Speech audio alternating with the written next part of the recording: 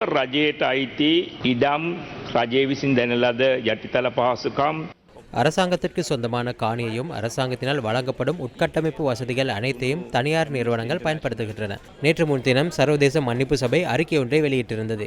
அது தொடர்பில் சர்ச்சைக்குரிய நிலைமை ஏற்பட்டுள்ளது.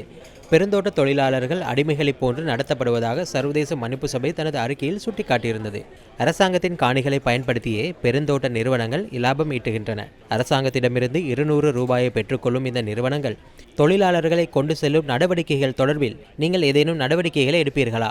සම්බන්ධයෙන් ඔබතුලා යම්කිසි ක්‍රාමාර්ගයක් ගන්නවද කියලා. ජාත්‍යන්තර මානව හිමිකම් සංවිධානයක් නගු ප්‍රශ්නයක් එතුමා මතු කරේ.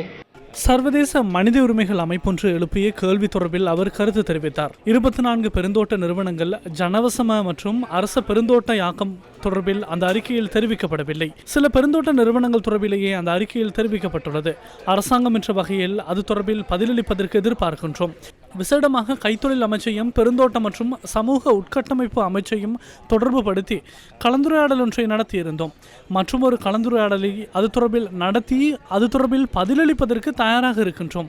பெருந்தோட்ட தொழிலாளர்களுக்கு நாமே வரலாற்றில் முதற் தடவையாக அதிகூடிய சம்பளத்தை பெற்றுக் கொடுத்தோம். எனவே அந்த சர்வதேச மனித உரிமைகள் அமைப்பு சுட்டிக்காட்டிய விடயத்தில் பிழை இல்லை என்பதே என்னுடைய நிலைப்பாடு. அது தொடர்பான விடயங்களை எதிர்காலத்தில் தெளிவுபடுத்துவோம்.